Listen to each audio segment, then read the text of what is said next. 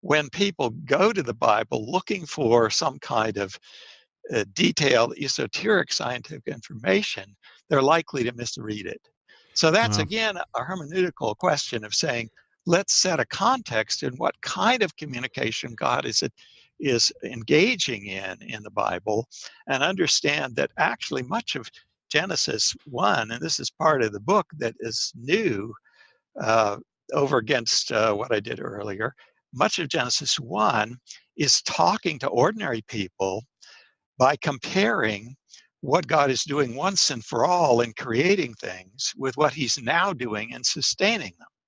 So the creation of plants and animals in the day 3 and day 6 is to be understood analogous to what he's now doing in bringing forth new generations of the same kinds of plants and animals. Well, there's a uniqueness to creation, but the ordinary person who's dealing, he's a farmer or he's a herdsman or something like that, he says, okay, what I'm dealing with is something that I owe to God from front to back all the way through. So it's an ordinary level of communication.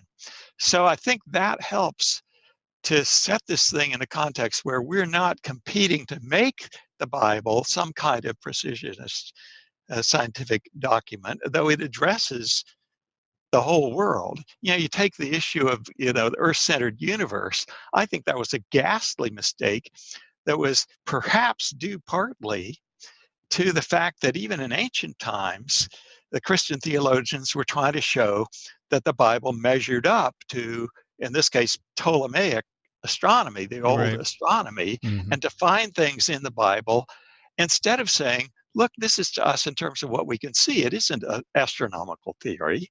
It isn't Earth-centered or sun-centered or anything else centered in terms of the details of how we explain the motion of the heavenly bodies. Rather, it's talking on an ordinary level of what we can see. So that would have allowed people to say, well, astronomy can do its thing. It's a legitimate perspective. And here I bring in my emphasis on perspectives.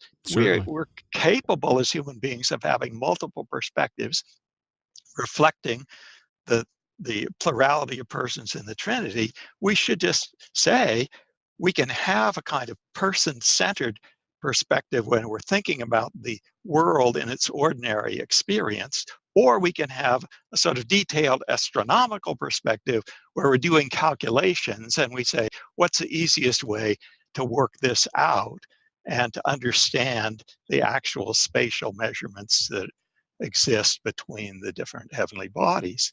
It's two perspectives that ought not to ever to have quarreled with one another. But that depends, you see, on a Christian worldview Hmm. where you're personalistic.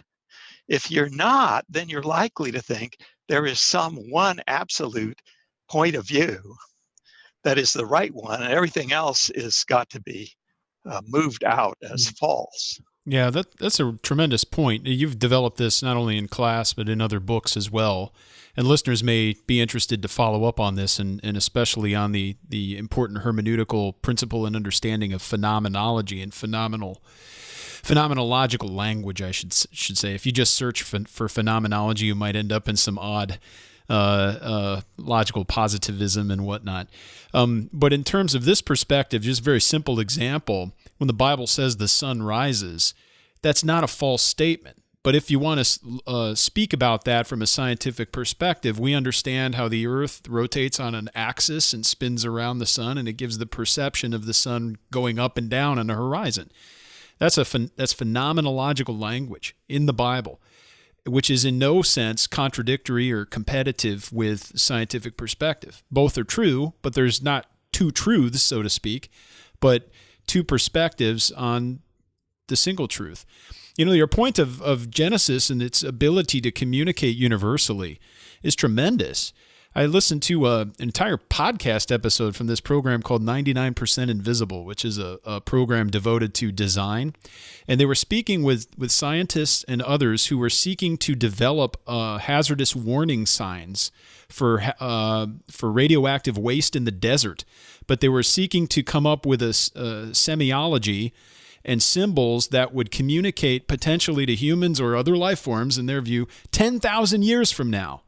And so how could we communicate that there's something dangerous to everyone, even 10,000 years from now? Is a tremendous program. And it just goes to show God can do that in Genesis. It's easy for him. He's the Lord of all creation.